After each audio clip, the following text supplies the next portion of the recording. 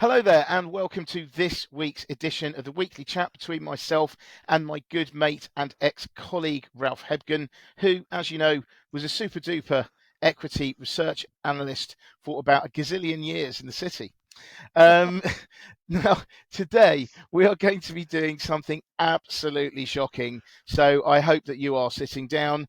We are going to be talking about one subject only today. I know.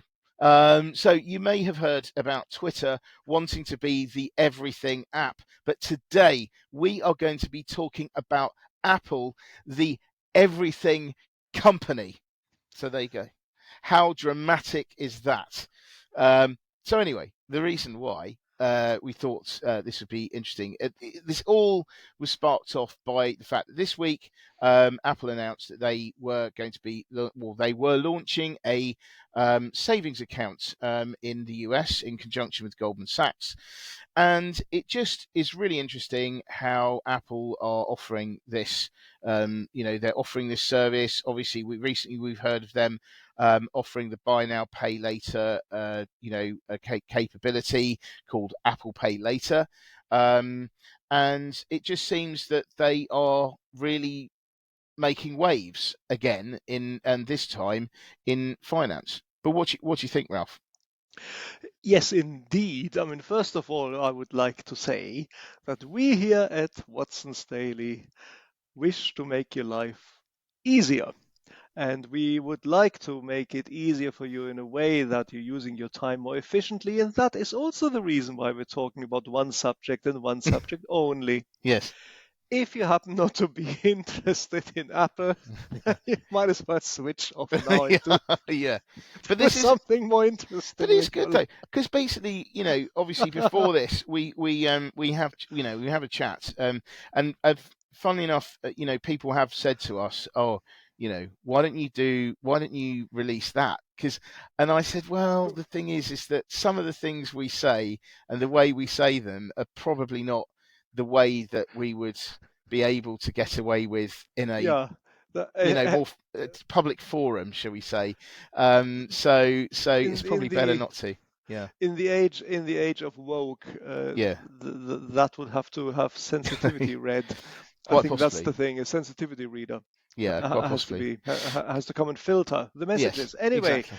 going on to said messages, yes, Yeah. I also do believe that Apple is rapidly, or it has already morphed itself almost Mm, into the everything company. And the most recent piece of news which we are talking about here is that Apple, in collaboration with Goldman Sachs, has now created a savings accounts in America, mm-hmm, which is offering an excellent savings rate of 4.1%. mm-hmm, I believe you would need to keep your money there for a year.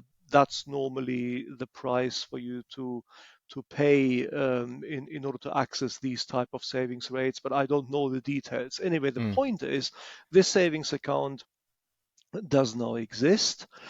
It is offered by Apple. I wouldn't believe it is run directly by Apple. It is run in collaboration with Goldman Sachs.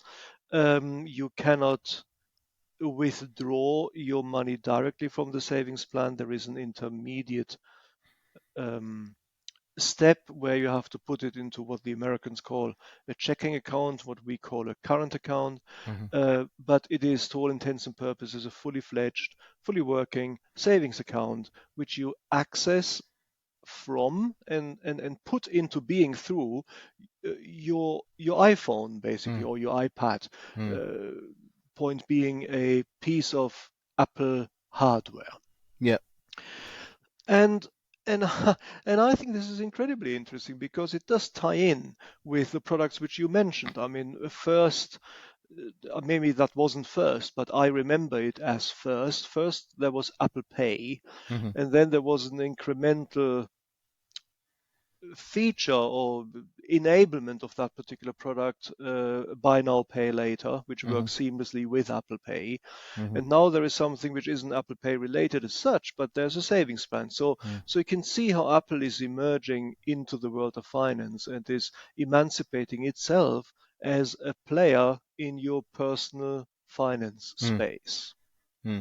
I mean, I think it's amazing, really, because before this, we were talking about, this specific development that happened this week, and it just struck me that really, when you think Twitter is going at it from the other way in a way, so Twitter is a social media platform about kind of communication and information and disinformation. Um, and then it recently Hmm. announced a deal with eToro so that you can do kind of trading. So it's coming at it from a different angle, whereas Apple has the phone in your pocket. It's right there waiting for you to use. And, you know, actually over the years there's been more functionality, more and more functionality has been added, more services have been added. It is the gatekeeper of all your apps, Hmm. and it's got wallets, it's got, so it knows where it knows what you do in like your leisure activities, it knows what you buy. If you've got the Apple Watch, it may well be monitoring your health. I mean, it just actually, when you think about it, it seems to me like Apple has become the everything company by stealth. Because I think Yes. if Elon Musk said it, or if Mark Zuckerberg said something like this, everyone would be like, "Oh, no, this is terrible. Let's have a look. Um, there's too much power here." But in a way, by stealth, it seems to me that Apple has become the portal for Hmm. everything. And the genius in a way of this is that by virtue of it targeting just Apple users, it not only makes it is good for their brand, and make people want to make the phones more desirable, but because I would suggest that Apple phones tend to go at a premium, you're almost pre-screening people that screening out people that can't afford it. So so actually you are they are exposing themselves to a client base which is inherently more affluent. So I mean, I know that's a bit controversial, but I would say generally speaking that's probably the case. So actually the movement into finance makes a lot of sense. Hmm. There is almost been, pre-screening has almost, been done. Plus, they've got access to so many aspects of your life via your phone. So, I mean, there are, Yes. other things that I think could be done. But yeah, what do you think about that? Well, indeed, I find all this incredibly interesting to just watch how Mm, various technologies come together and sort of weave into a seamless experience mm, that is enabling our daily lives. Um, just as a perhaps an example of this, and I'm probably not going to tell anybody anything new here, mm, but recently I was going to the dentist, and and of course I know where my dentist is, but I was going there via a different route. I mean, I wouldn't normally go there via Baker Street Tube or wherever I was, and so the journey was entirely enabled through my Apple iPhone. mm, I was walking in the street and I was listening to music uh, via my AirPods, which is Apple technology. Then I was tapping into the London Underground using my iPhone, using the fact that my credit and debit cards are in the wallet, mm, and I'm able to do this because TfL Transport for London in collaboration with Apple Wallet enables me to do this. So I tap into the reader on the London Underground, and at that moment I have paid for my ticket. So I travel to the tube station. I come out of it. I open the app where I need to go, my diary, tap into it. Maps springs up. Okay, this is now not Apple. That's a Google-enabled app. Nevertheless, Now I'm listening, the music dims ever so often, and a voice appears in 20 yards, turn Mm. right, etc. And so, yes, arguably that part isn't Apple, that's Google, but it still runs on the Apple software, which is Mm. the Apple hardware, which is in my pocket. Then I go to the dentist, I endure the torture, and at the end of the torture, I still have to pay for it for some reason. I don't really Yeah. know. He should give me money, but anyway, Yeah. Yeah. he insisted, and I tap Apple Pay, done. Mm. So, again, apologies, guys, for telling you something which, of course, everybody knows, but just to retrace these steps, every single part of this journey was enabled through something which ran on my Apple hardware, Mm. and a lot of it was enabled through something which Apple itself developed and invented, like Apple Pay, etc. Mm. Mm. And if we go back to Twitter, I mean, Twitter is clearly now also scrambling for ways to make itself more profitable after Elon Musk bought it, and it needs to find innovative ways of managing itself and adding to its features. And so the link up with eToro is interesting. It is similar but different. It is similar because it uses its user base as a resource into which it can tap and Mm. then bring uh, a bundle of potential trades to eToro. Mm. But it is different because it is software. It is not hardware enabled. Mm. It needs to run on something. Mhm. And so that's where Apple is different. And I think we have all come to to take for granted that our mobiles basically do everything. Mm.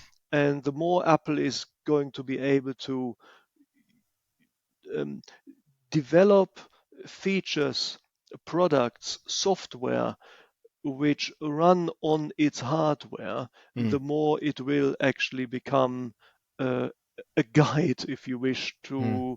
to basically everything we do in our lives. And I haven't even started to talk. I'm going to pontificate about that later.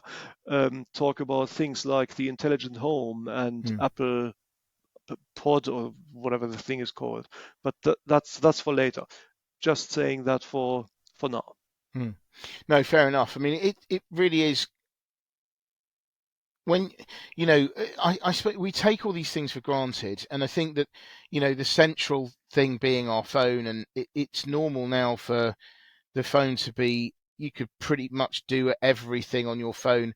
Many people probably wouldn't necessarily need a computer to do a lot of the basic things for Mhm. sure.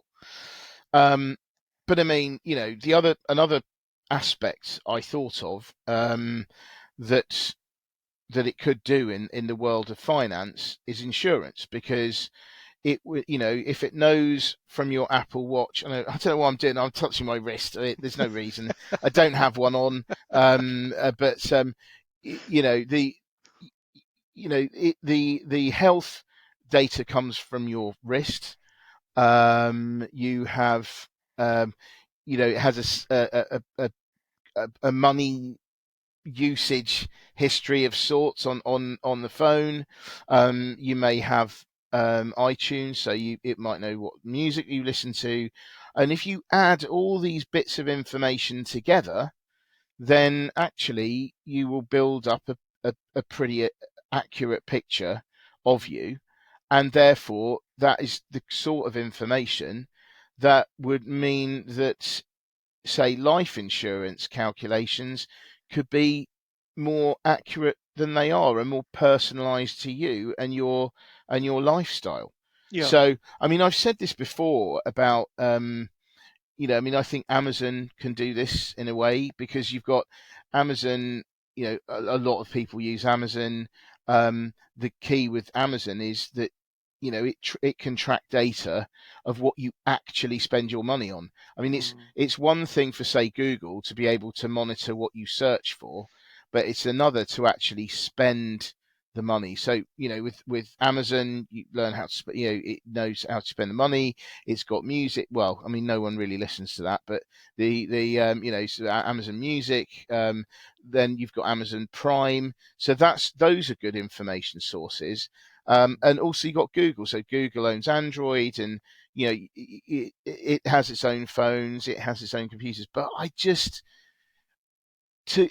think out of all of them, Apple has the best walled garden of the whole lot, and that's what makes it more, even potentially even better than WeChat, because it's not just, for me, it looks to me, it's not just a software, it's the hardware and the software. And the great thing is, I think actually the hardware's possibly, arguably, the most difficult to get you to commit, especially as a very expensive item. But once you've got that, then everything else in a way falls together. So Yeah, and yeah. also the barrier to purchasing an iPhone is not actually all that high, because it typically is rolled into your provider contract, Yeah. O2 or Vodafone or whatever you have. But it still makes the contract, of course, more expensive than it would otherwise be. I don't know what I'm paying at the moment. I pay like 20 quid or so because I own the iPhone by now, and I used to have 50 quid. Now 50 quid a month is still a chunk of money. So the credit checks, which you were alluding to earlier, are still sort of in place, because it does speak to a perhaps moderately more affluent target group. But it is certainly not something that you have to fork out £1,000 in one go in actual cash expense. And so it is attainable, but it is certainly not cheap. But also, I would argue, and this is probably somewhere where I would almost need to invite comment on this, if we had a comment box, because I've only ever used iPhones and Samsung from work, and the Samsung work phone didn't work particularly well. But that's not a comment on Samsung. I'm not I'm not equipped to make comments like this. It's just I found that particular interface more difficult to use. I don't know what Google phones are like, etc. All I can say is that I find the iPhone and the Apple portable technology exceptionally easy and intuitive to use. Yeah. Um, I mean, this is the thing, isn't it? I mean, Apple users, including myself, like Apple because yes, it's expensive, but their stuff just works, and it also it moves together seamlessly, yeah. which I imagine must be technologically very difficult, but it just, like with all great things, makes it look easy. So yeah, I mean it's pretty impressive stuff. But Yes, and then this, of course you have yeah, sorry. no, go ahead. Okay. Well, and then what we're having is a funnel, like on Twitter. That's not specific to Apple, but it's still nevertheless there. So we have a huge user base. Excuse me. And they're using the iPhone every day for multiple purposes. And then when Apple puts on a savings plan now, I mean, I sit up. I think this is interesting. 4.1%. Okay, I can't Mm, use it. I can't use it only in America. But mm, if I lived in America, I would find that interesting. mm, And the barrier to putting your money into this is probably less than having to actually go to an online broker platform, looking around for savings contracts, using of course, comparison engines on the internet. It's not that you have to read about this in a magazine and actually compare these things yourself these days, mm, but you still would have to do some sort of research. Whereas if it is there and you think 4.1% is a competitive rate, well, why not shove some money into it, which you don't need anyway because it's lying around. So let's mm, use £5,000 or whatever and put it there. And so I think the barrier to doing this, the barrier to purchasing this particular savings plan might actually be lower than it would otherwise be, mm, because it is offered to you through a trustworthy platform that mm, you are using mm. every day of your life, Yeah. many times during that day. So it's this familiarity with it. Mm. It's almost Well, it's almost trust, isn't like it? It's all about it's trust. trust. Exactly. It's Yeah. almost like I'm asking a mate, I'm asking you what kind of, Mm, oh, okay, you told me you have probably wouldn't do it. But Yeah. yeah, Thank all you. right. Yeah. No, it's just like asking my asking Nice. asking my You're mate. getting me back for the gazillion years comment, aren't you? I think in the introduction, that's what it is. Mostly getting you back for not sending me Ah, your the mug. It's all. Watson's Daily Mug, which It's I've the been mug and promised it's the the mug. last 20 years. Yeah. Yeah. A good No, point. but no, obviously, if I ask you a question, mate, how would you do this or that? Hmm. I would listen to what you have to say Yeah. because we've been mates. We've going back 20 years. I Hmm. value your judgment, and I would listen. So there's trust there, and Hmm. trust has to be built over Yeah. time. Yeah. Apple has been building this Yeah. trust, and I think that is an important point, which perhaps, and I'm going to have to offer this comment with due caution and care, hypothetically may not be there with Twitter and eToro. Hmm. It Hmm. still works Hmm. probably. Well, we'll have to see. The jury is out, Yeah. but it would still work just simply because of this funnel effect. Again, Hmm. you have a huge user base in Twitter who might be interested in doing this, but I Hmm. would argue the trust component or the emotive link to the platform you're using is less Hmm. than it might be with Apple. Yeah. I mean, I suppose I'm putting it into my words. I'd say that the relationship between Twitter and eToro is a lot flakier Mhm. than than this and less compelling than what Apple is doing now, because it's offering its own service on its own hardware using its own money and Yes. with help from Goldman Sachs. I mean, presumably that's because of a licensing thing or something. I don't know, but Yeah. yeah, I mean it really is a pretty stunning development. And the other thing as well with finance, Apple doesn't have that kind of any legacy problems or anything like that. So that's why, I mean, in a way it's a bit of a surprising time for it to come to market, with a new financial product. But then again, as we've seen with SVB, the collapse of SVB, people then just flock to they there's a flight to quality. They take their money out and they go somewhere that they know, and they put their money in there. And same with this, I Yeah. think that although you think, well, timing's a bit tricky, but then you think, well, yeah, but actually, they're a well-known name. People might be thinking, oh, maybe I need to put my money elsewhere, and then up come Apple, who've earned your trust over however long it is that you've owned their phones and used their apps, and they're almost pushing on an open door, aren't they?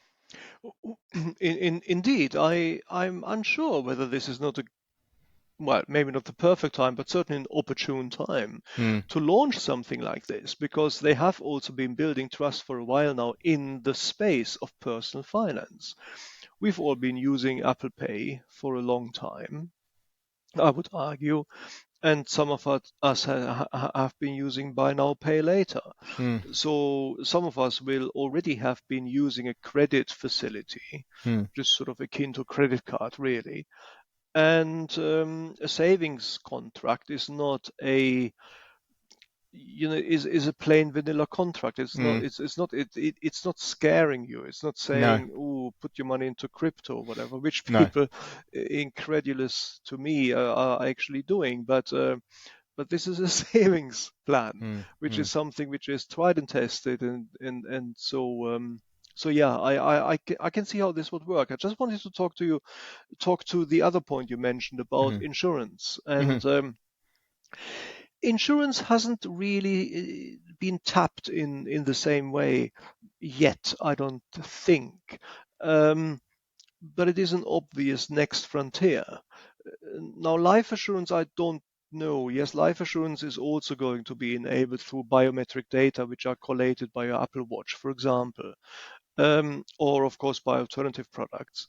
Um, but is in particular health insurance, which will be enabled by this particular data. Because life assurance is not normally underwritten, by which I mean that if you wish to get to take out life assurance, the life office is just going to give it to you.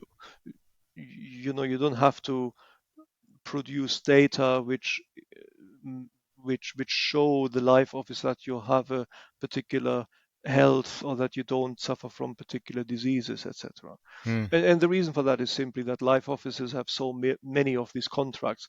Progressive in America, I think, has 10 million or so. Mm. So if you add the next incremental person to it, it is not going to alter the biometric distribution of data which are in your fund.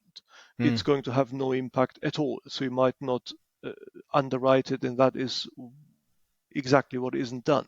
Mm. But health insurance is different. I mean, if you call up Bupa or whatever in this country, or AXA PPP, they will keep you on the phone for about an hour or so, talking about all of Mm. your various pre-existing conditions, etc. And so that is, I think, where the collation of biometric data is going to be applicable in the Mhm. future.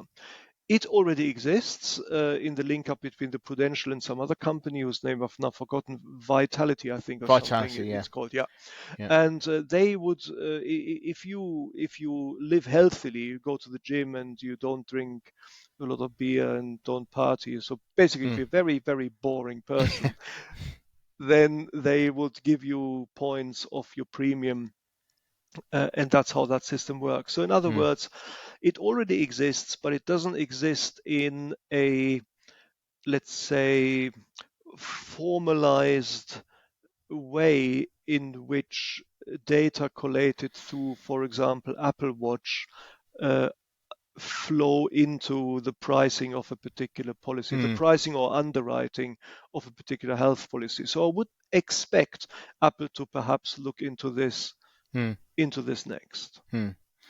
Yeah. I mean, I think yes. The possibilities are endless as things stand at the moment.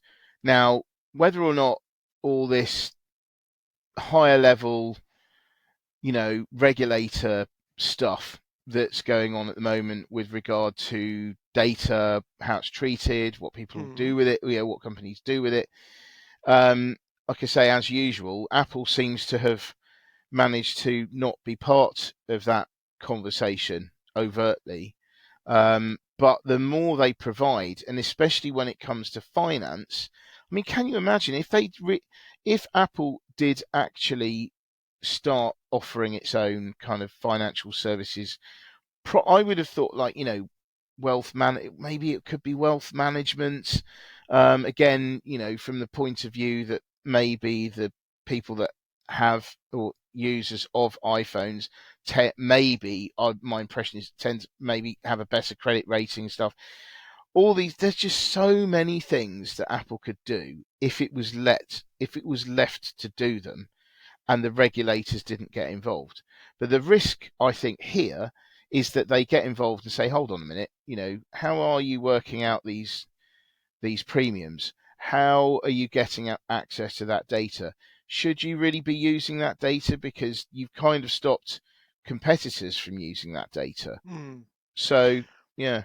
Yeah, I think it is in that space that the regulator is going to have to act in Mm. future. It's not so much how are you working out the premium, because they're not working out the premium. That's done by the affiliated company, if it Mm. is an insurance company. Mm. Or in the case of the savings contract, one would think the link up with Goldman Sachs gives them the license Mm. to run it. And they are just simply operating as the funnel again, the sort of the organization which has access to the users, to the potential clients Mm. for the savings account. Um, but it is the question who owns the data, which Mm. needs to be tackled by the regulator. Yeah. And but again, as we discussed last week, I don't believe regulation is a bad thing.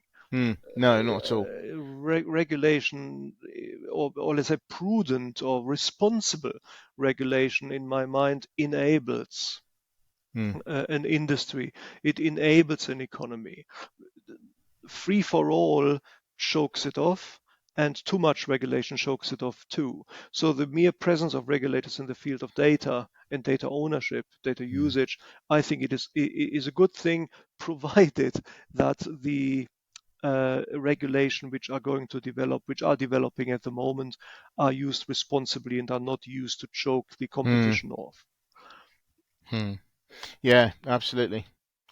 So yeah, I mean, I don't know. I think there's all sorts of possibilities. I think regulators need to get involved here, because Apple has is this amazing gatekeeper, and it really, I think it makes other efforts to be the everything app, even the likes of WeChat. I mean, obviously WeChat is more developed, but Apple has the the the portal to it, this future via their phone, and that's very, very difficult to replicate. But are there any other points you wanted to make there, Ralph? Well, yes, I wanted to talk about the intelligent home. Yes. Oh, yeah. Please. Yeah, that's very good. Yeah. Because that's another area in which Apple has gained a presence. It's by no means the only provider of this type of technology. But again, it is Apple which is extremely easy to use, which slots into your existing architecture of Wi-Fi very easily. And it, again, the result of it is an enablement of your life, which is just astonishing. It's you come back home, you open the door, you shout Siri lights, and the lights come on. And then Do you maybe, know, I would have loved it if that had gone on in your background, if you'd have said that. oh yeah, that would have been cool, wouldn't Yeah. it? Yeah. Yeah, That in would have been this good. room I don't use Siri. Yeah. No. Fair enough. And then the reason for that is that I don't use Siri in any other home room Oh, okay. either. Oh, okay. I'm just setting this up now. I mean, this is Oh, a yeah. new thing for me, Yeah. but it's fantastic. And then you can Sounds basically very cool, I have program. to say. Yeah, you can program lighting or mood Yeah. lighting or whatever. So you could go to the Actually, living sorry, how room. does that work then? Do you have to get an Yeah, this is Apple lighting? Or I well, don't know. I've not heard of everybody that. has on their Apple platform something called Home. Hmm. It's the Home app. It's Hmm. pre-programmed into every Hmm. Apple Hmm. I think it appeared in hardware. the one of the most recent updates, didn't it? Like suddenly you had this Oh, new it's icon or always something. been there. Is it? Yeah, Oh, yeah. Oh, right. it's always been there. I mean, Okay. since I've used it for the last 10 years or Oh, so. right. Oh, right. Okay. Yeah. And it's grown in capability. And so what you do is just basically you add some um, devices to it which run off your Wi-Fi. Hmm. So the interesting thing here is, of course, that as this technology is growing and is developing now, few homes have got the architecture that enable them to run lights or whatever off this particular system. Mm. But what you can do is that you can buy increasingly more applications which hang off Wi-Fi. I mean, if you're an Apple Mm. TV or any other TV that will be run or has a link into Wi-Fi, there are other devices which do any kind of asset which you have in the home, any kind of appliance Hmm. which is not Wi-Fi enabled, can be made to be Wi-Fi enabled Hmm. using intelligent switches. Mm. So this is just basically a normal plug, but the Hmm. plug itself has a Wi-Fi link, Mm. and so you can basically operate your coffee machine from your iPhone, Mm. and then you can sort of add convoluted um, commands which Apple call themes, I think. Hmm. And you can, for example, you walk into the living room, you say Siri mood lighting, and a Mm. certain arrangement of lamps comes on in a particular luminosity, Mm. dimmer setting, and And then maybe all this just sort of music sexy starts music comes on, playing. that sort of stuff, and Yeah, just music. I mean, yeah. in my case, it probably would be stroboscope lighting coming on an Okay. AC/DC. Oh no. Okay. Right. Yeah. But other Yeah. people are more cultured than I, and they would say nice dimmed lighting, Yeah. jazz Yeah. in the background, Yeah. etc. So Yeah. that can be done. Mm. Um, And this is not new anymore, but the point I'm making here is, again, Apple technology enables this type of feature of the home very easily because it Mm, has an inbuilt platform into in all of its hardware, which has always been there and develops with the developing needs of the mm, user and with the developing capabilities of the technology.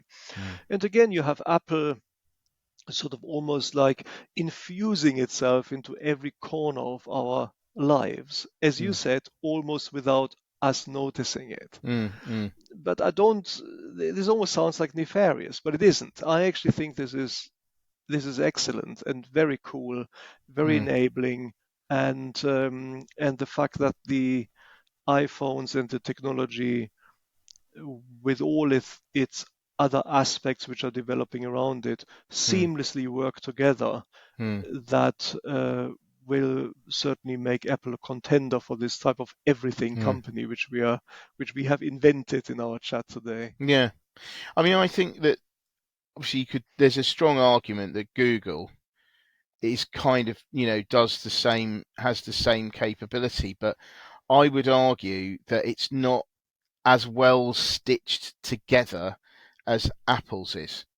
And there, I think that as a result, things could slip through.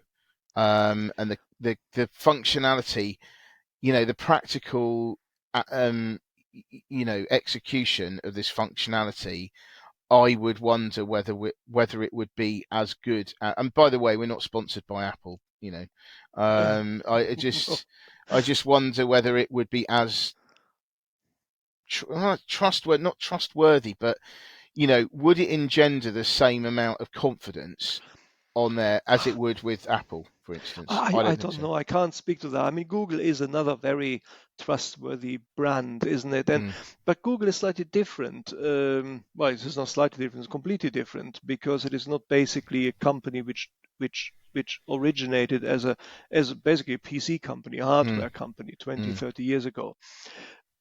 Which sort of brings me to my last sort of component, which I wanted to discuss here, which is competitor products or competitor uh, platforms. Because, mm, and again, I can't not talk about AI, mm. but I do it very briefly. Yeah, I yeah, Yes, okay, nice, yeah, but thank you. good. Um, GPT is a large language model, Mm, LLMs as they're called, and LLMs are now springing up everywhere. Amazon has one, and of mm, course Google and etc.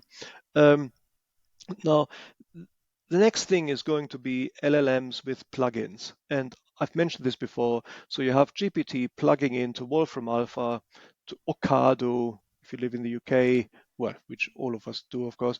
Um, and let's say whatever, OpenTable and Expedia. And mm, so you can just basically say to GPT, especially if it's voice enabled, just do me 5 itineraries. I wish to go to Italy, etc. I think I've mentioned it last time, so I'm not going to repeat how this works. And then you get 5 particular itineraries, and you choose one, and GPT or whichever other LLM you choose with this ability is going away and booking it all up for you, and that's it, done. mm, mm, Now, that's the sort of competitive feature and ability which will, I think, increasingly become a very potent competitor to Apple. mm, Because everything which we have been developing here is Apple enabled everything company.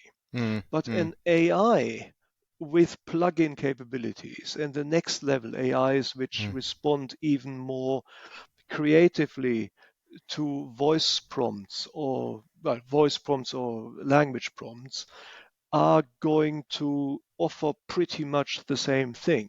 mm, What they are not going to have is the hardware which enables them to run on it. I mm, can't just mm, say to GPT, switch the light on. Actually, I can share with you guys, I've tried this recently. I said to mm, GPT, can you bring my wife a cup of tea? And GPT said, as a large language model, I have no physical form. mm. So I cannot bring a cup of tea to your wife. I cannot. It's a very polite AI, I have to say, because it Yeah. went on to say, However, what I can do is I can offer you alternative courses of action. Yeah. For example, you can make a cup of tea for your wife yourself and bring it to her. So what And I thought, really cheeky bastard. what So it's really quite ChatGPT really wanted to say was, what are you asking me for? Go and do it yourself. go and do it yourself. Excellent. I love that. Expletive, yeah, That is good. Yeah. exactly. yeah. And so the point, of course, is that so thank you very much, GPT, for informing me that you have no physical form. But that is, of course, the issue. You have no physical form. Aha! But Apple does, and so that is, I think, the next level where I have not seen overtly Apple being a potent force in the field of AI. It's the Amazons, Google, Facebook, etc. They're all playing in that field. I'm not sure Apple is, and if it is, possibly not to that extent.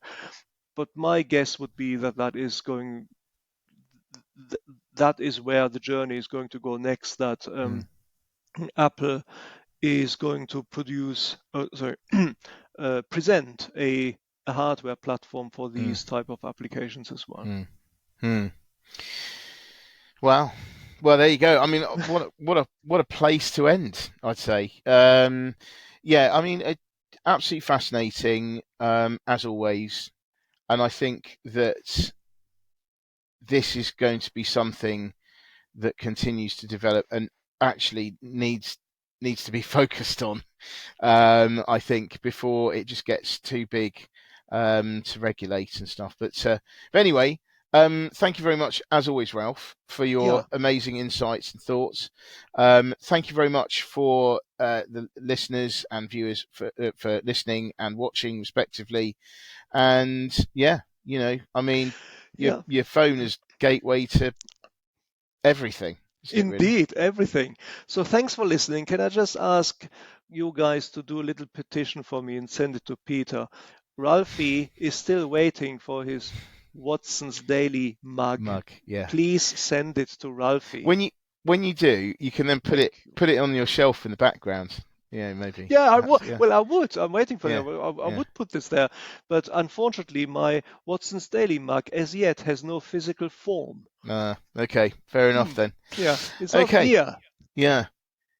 Yeah, I was just going to say a bit like the Chat GPT, but anyway, there's no physical form. Anyway, thank you very much indeed. Thank you very much, and thank you everyone for listening and watching. Cool. We won't be back again next week, but we're missing a week, but we'll come back again the following week. But anyway, thank you very much. All right. Thanks, guys. Bye. Bye.